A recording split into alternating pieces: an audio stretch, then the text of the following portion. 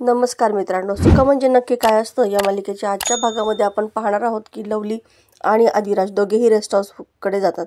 Lovely आदिराजला थांबवत असतो, पण आदिराज म्हणतो की शालिनीचा अजूनही माझ्यावरती विश्वास आहे, त्याचाच फायदा घेणार मी आणि तिला रेस्ट हाऊसमध्येच अडकून ठेवणार. नित्या मॅडमला तिने जेलमध्ये टाकलं ना, आता तिच्यासाठी हे रेस्ट हाऊसच मी जेल बनवणार. स्वतःच्या जीवावरती खूप प्रेम आहे तिचं आणि त्याच प्रेमापोटी मी तिच्याकडून सगळं कबूल करून घेणार. सगळं खरं सांगेल ती मला. ते सगळं ठीक आहे, पण सोमा पण आता सण आणि त्याचा जोडीदारसुद्धा आतमध्ये असेल असं लवली बोलतो. जे काही करायचे ते सांभाळून कर. तू पुढे हो, मी दरवाजाच्या मागे थांबतो आणि काही लागलं तर मला आवाज दे. आदिराज म्हणतो, यांच्यासाठी मी एकटाच पुरेसा आहे. लवली आदिराजला ती खोटी बंदूक देतो. सोमाला जे पार्सल आलं होतं त्या पार्सलमध्ये आली होती ही बंदूक.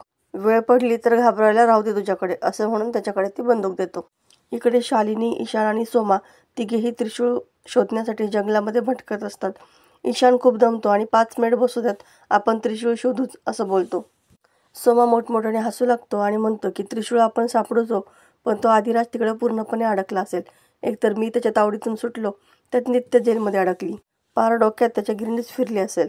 ईशान म्हणतो, नाही सोमा दादा, आदिराज आहे तो त्याचं डोकं लावणारच आणि शेवटाला या सगळ्याच्या मागे कोण आहे हे लक्षात येणार आहे त्याच्या. मग शालिनी म्हणते, येऊ दे त्याच्या लक्षात.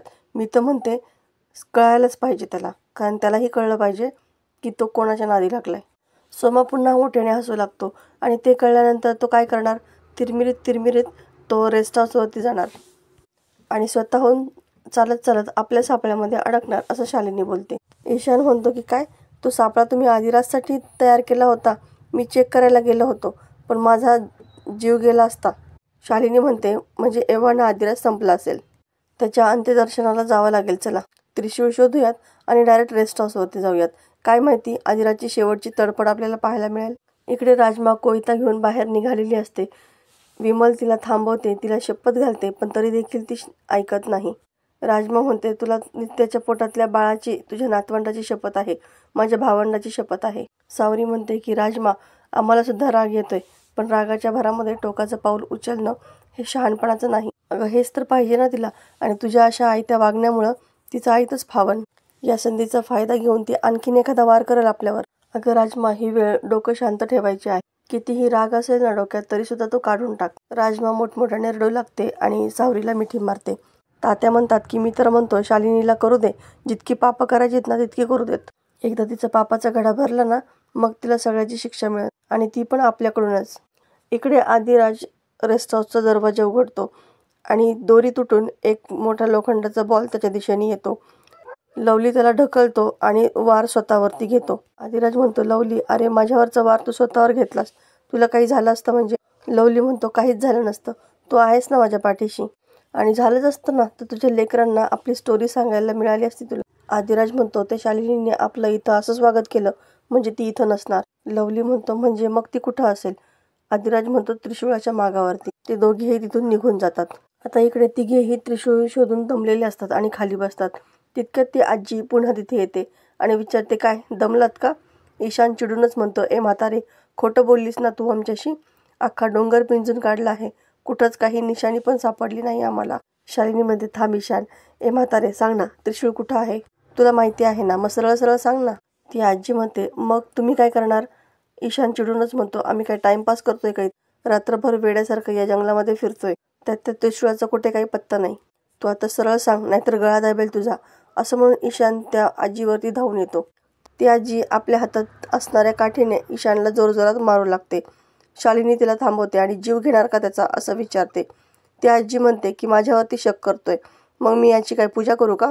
शिक्षा तर मिळणारच ना. शालिनी म्हणते, अगं दिली ना शिक्षा, आता तरी सांग ना. रात्रभर आम्ही चालत चालत इथपर्यंत आलो आहे, कुठं आहे त्रिशूळ? पाय पण खूप थकलेत, सांग आता कुठे आहे त्रिशूळ? ती आजी हसत पुन्हा तेच कुडं तिला सांगते, पण तो डोंगर आहे डोंगरवाडीचा आणि तुम्ही आल्यात या मान्यवारीच्या डोंगरावर. जावा तिकडं आणि शोधा तिकडं. आणि हसतच तिथून निघून जाते. ईशान पुन्हा चिडून तिला दगड मारायला सुरुवात करतो, पण शालिनी त्याला थांबवते आणि पुन्हा मार खायचा आहे का तिचा असं बोलते. तिला मारायची संधी तुला देईल, पण आत्ता नाही, आत्ता आपल्याला त्रिशूळ शोधायचंय. ती आजी लगेच थांबते आणि म्हणते की त्रिशूळ प्रकट होणार, पण जीव फुकट जाणार. पण तो कोणाचा, त्याचा की याचा? ती आजी हसत तिथून निघून जाते. सोमा म्हणतो की चला आपल्याला इथून निघावं लागेल, डोंगरवाडीच्या डोंगरावरती पण जायचं आहे. शालिनी म्हणते की ईशान थांब जरा, मला तुझ्याकडचं रेकॉर्डिंग ऐकायचं आहे. तुझ्याकडून काही मिस तर नाही ना झालं? ईशान म्हणतो की मोबाईलला नेटवर्क नाही आहे आणि सगळे रेकॉर्डिंग क्लाउडवरती आहेत. पण तुम्हाला का ते ऐकायचं? शालिनी म्हणते की ती म्हातारी काय म्हणाली ऐकलं नाहीस का तू? त्या त्रिशूळाच्या मागे आणखी कोणीतरी आहे. दुसरं म्हणजे आदिराज असणार ना. मला रेकॉर्डिंग ऐकायचंय. ईशान म्हणतो छे, मी स्वतः सगळं ऐकलं आहे. त्यांना काहीच माहीत नाही त्रिशूळ कुठं आहे. शालिनी चिडूनच म्हणते की तुला जेवढं सांगितलं ना तेवढंच कर ईशान. आता इकडे पोलीस नित्याला जेलमध्ये पुन्हा घेऊन येत असतात. नित्याला जामीन मिळालाच नसतो. तितक्यात हॉस्पिटलचे डॉक्टर आणि वॉर्डन समोर येतात. डॉक्टर आश्चर्यानेच विचारतात की नित्या तुम्ही इथं कशा काय? पोलीस सांगतात की खून केला आहे हिने. डॉक्टर म्हणतात की शक्यच नाही. नित्या म्हणते पण तुम्ही इथं कसे काय? डॉक्टर सांगतात की मिसिंग कंप्लेंट लिहायला आलो होतो. ज्या दिवशी तुमचं पेशंटला डिस्चार्ज मिळाला त्याच दिवशी बेबी हॉस्पिटलमधून पळाली आहे. याचा संबंध तुमच्या पेशंटशी असेल असं नाही म्हणत मी. नित्याला आता खूप आश्चर्य वाटतं आणि ते पोलीस तिला तिथून घेऊन जातात. इकडे आदिराज आणि लवली दोघेही देवी आईकडे येतात. लवली म्हणतो की राजदा, नित्या मॅडमनी खून केला नाही हे शोधून काढणं खूप अवघड झालं आहे. आदिराज म्हणतो खून जर शालिनीने केला हे जर आपण सिद्ध केलं ना तर नित्या मॅडम निर्दोष आहेत हे आपोआपच सिद्ध होईल. लवली म्हणतो पण ते तरी कसं करणार? आदिराज म्हणतो की करावं लागणार लवली, कारण या सगळ्याचा काही ना काहीतरी पुरावा नक्की असणार. तोच आपल्याला शोधून काढायचा आहे. जिथं गुन्हा घडलाय तिथंच पुरावा आपल्याला सापडेल. लवली म्हणतो म्हणजे आश्रय बाबाची बॉडी जिथं सापडली तिथं. तितक्यात जोगतीन म्हणते ती त्रिशूळ सुद्धा शोधून काढावं लागणार तुम्हाला. ते शालिनीच्या हाताला लागायला नको. आदिराज म्हणतो होय, पण अगोदर नित्या मॅडमला सोडवावं लागणार. जोगतीन म्हणते की देवी आईचा आशीर्वाद आहे तुमच्या पाठीशी. ते दोघेही देवीला नमस्कार करतात आणि तिथून निघून जातात. तितक्यात बेबी त्या ठिकाणी धावत येते. ती खूपच घाबरलेली असते. जोगतीन विचारते अगं पुरी, वाट चुकलीस की काय? ती घाबरतच म्हणते की खायला. जोगतीन तिला देवी पुढचं फळ खायला देते. ती बेबी काही न खाताच बेशुद्ध होते. जोगतीन म्हणते की अगं किती दिवसाची उपाशी आहेस म्हणायची तू. ती देवी आईला म्हणते की आई, कोण कुठलं लेकरू तुझ्या दाराशी आला आहे त्याची काळजी घे, तुझ्या पायाशी आली आहे. जोगतीन तिला उठवू लागते. जोगच्या कपाळावरती लेप लावते. इकडे आदिराज आणि लवली जिथे आश्रयची डेड बॉडी होती त्या ठिकाणी शोधाशोध करत असतात. इकडे शालिनी आणि सोमा जंगलामध्ये शोधाशोध करत असतात. त्याच वेळेस त्यांना झाडाखाली एक शंकराची पिंड दिसते. शालिनी म्हणते की झाडाखाली बसणार त्रिशूळाचा राखणदार. तुला अर्थ कळाला का सोमा याचा? सोमा म्हणतो आता याचा अर्थ काय कळायचा आहे तेव्हा, महादेवाची पिंड तर आहे ही. शालिनी चिडूनच म्हणते अरे महादेव, त्रिशूळ त्यांचंच शस्त्र आहे ना, मग त्रिशूळाचं राखण कोण कर? शंकर. तुला कळतंय का? कोड्याचं उत्तर सापडलं. त्रिशूळ इथेच कुठेतरी असणार. सोमा, एकदा का त्रिशूळ सापडलं ना तर सगळे फासे बरोबर पडते. आपण नित्याला तसंही अडकवलंय, ती जेलमध्ये आहे आणि आता आदिराजच्या अगोदर त्रिशूळापर्यंत आपण पोहोचतोय. याचा अर्थ कळतोय का तुला सोमा? याचा अर्थ इतिहासाची पुनरावृत्ती होणार. आधी जे घडले तेच पुन्हा घडणार. आणि मोठमोठ्याने हसू लागते. इकडे आदिराज आणि लवली शोधाशोध करत असतात. लवली म्हणतो आश्रय बाबाची डेड बॉडी इथंच सापडली होती, पण इतकी शोधाशोध केली, काहीतरी पुरावा सापडायला पाहिजे होता. आदिराज म्हणतो पण खून जर इथं झालाच नसेल तर? लवली आश्चर्यानेच म्हणतोय म्हणजे तुला काय म्हणायचंय? आदिराज सांगतो की लवली, शालिनीने आश्रय बाबाच्या पोटात तलवार खुपसली होती, म्हणजे तिने समोरून वार केला.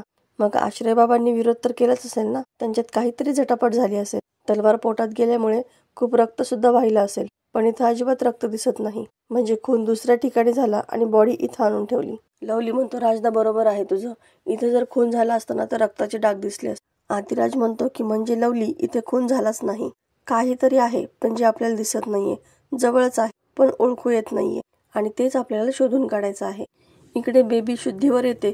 ती घाबरलेली असते आणि तशीच तिथून पळून जाते, पण मात्र तिच्या हातातला त्या नर्सचा फोन ती तिथंच ठेवून जाते. इकडे शालिनी आणि सोमा दोघेही त्रिशूळ शोधत असतात. शालिनी म्हणते ते त्रिशूळ शोधायचं म्हणजे नक्की काय करायचं हे कळत नाहीये. सोमा म्हणतो होय ना मॅडम साहेब, खणून बघायचं तर कुठं कुठं खणून बघायचं, का अख्खा डोंगर उकरायचा? सांगा बरं आता तुम्हीच काय करायचं? शालिनी चिडूनच म्हणते त्या म्हातारीने परत फसवलं की काय आपलं? अचानकपणे ती सोमाला थांबवते. त्याच्या हातातली मशाल घेऊन पाहते की इथं काय आहे सोमा, तर चक्क त्या झाडाच्या खोडामध्ये त्रिशूळ लपवलेलं असतं. शालिनीला खूप आनंद होतो. ती म्हणते सोमा, आपला शोध संपला. तिला त्रिशूळाला पाहून मागचे क्षण आठवतात. ती सोमाला म्हणते सोमा, माझा जीव अडकला आहे या झाडामध्ये, काढ हे त्रिशूळ बाहेर काढ. सोमा हातातल्या चाकूने खोडाला टोकरायला सुरुवात करतो. शालिनी मनात म्हणते की जयदीप, गौरी, या शालिनीने मात दिली तुम्हाला. मी तुमच्या आधी पोहोचले त्रिशूळापर्यंत. आणि हसू लागते. तर मित्रांनो, येणाऱ्या भागामध्ये आपल्याला पाहायला मिळणार आहे की आदिराज रेस्ट हाऊसवरती गेलेला असतो. शालिनी टाळ्या वाजवते आणि जयदीपचा फोटो समोर येतो. त्या फोटोला आग लागलेली असते. आदिराज म्हणतो, मालकीनबाई, तुमचं हे काय चाललंय? मला काहीच कळेनासं झालंय. शालिनी ओरडूनच म्हणते की बास. आदिराज, समजत होते मी तुला, पण हे सत्य तू फार काळ टिकवू नाही शकलास की तू आदिराज नाहीयेस, जयदीप आहे. आदिराजला खूप मोठा धक्का बसतो. तो नित्याला भेटायला पोलीस स्टेशनमध्ये येतो. तो नित्याला सांगतो की शालिनीला कळलंय मी कोण आहे ते. आता हे ऐकल्यानंतर नित्याला सुद्धा खूप आश्चर्याचा धक्का बसतो.